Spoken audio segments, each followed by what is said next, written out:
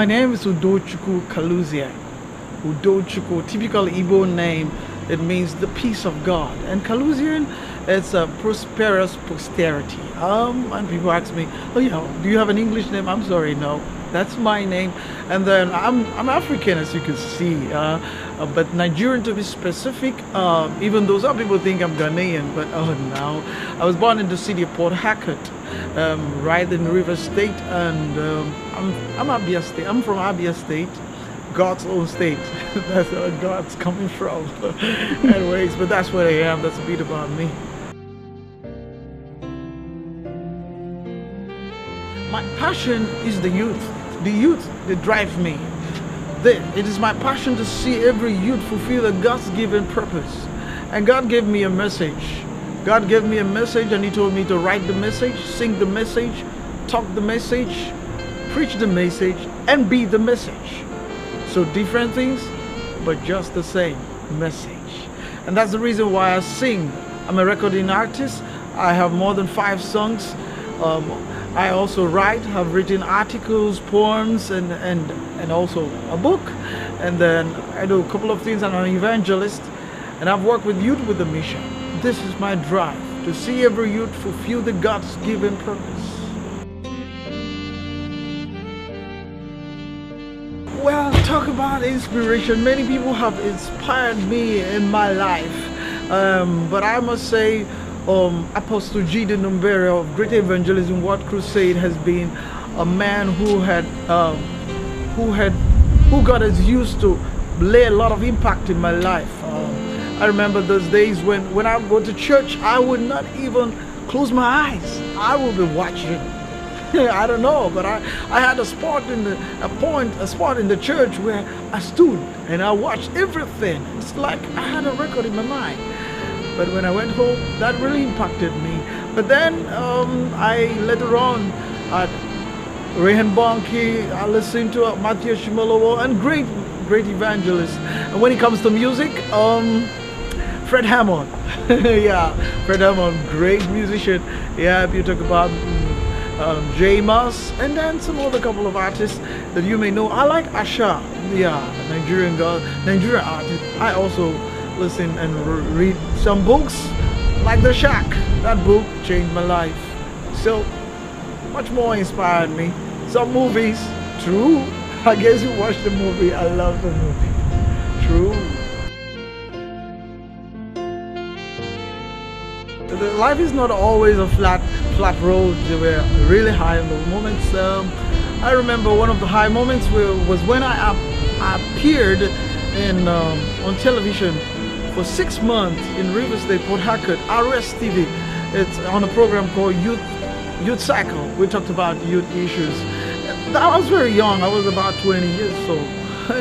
And that was really a high moment for me. And another high moment was when I wrote my first, I wrote an article, and the next day my teacher came with a magazine, and then inside the magazine was the article. I don't know who had it. I don't know who put it there.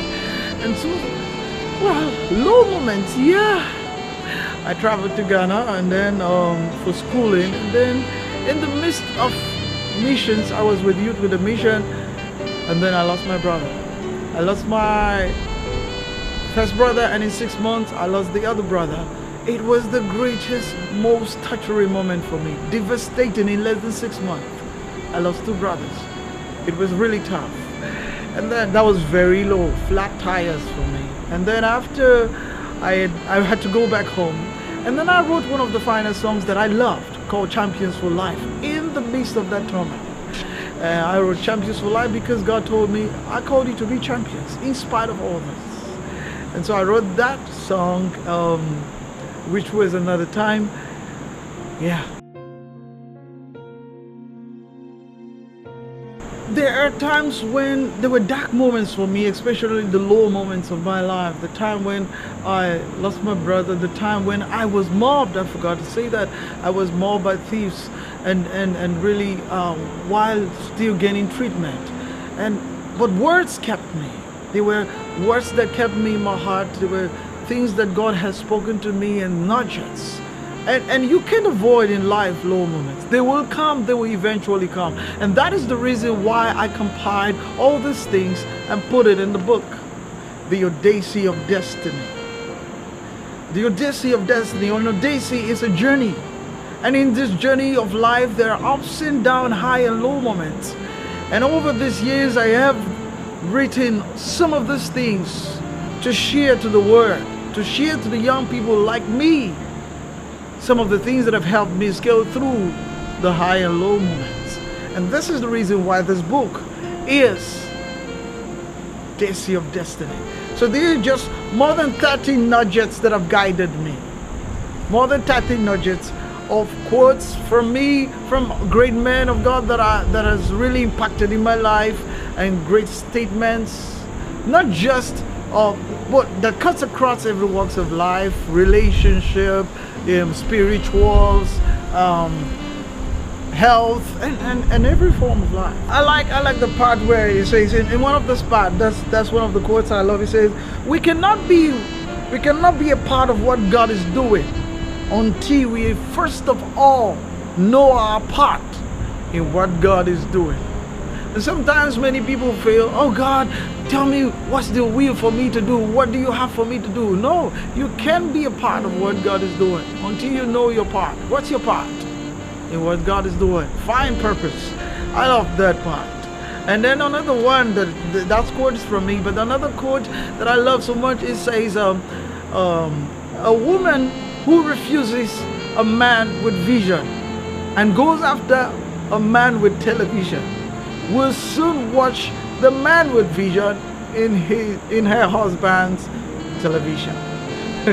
Yeah, that quote struck me, and I loved it because, yeah, and so I love that quote so much.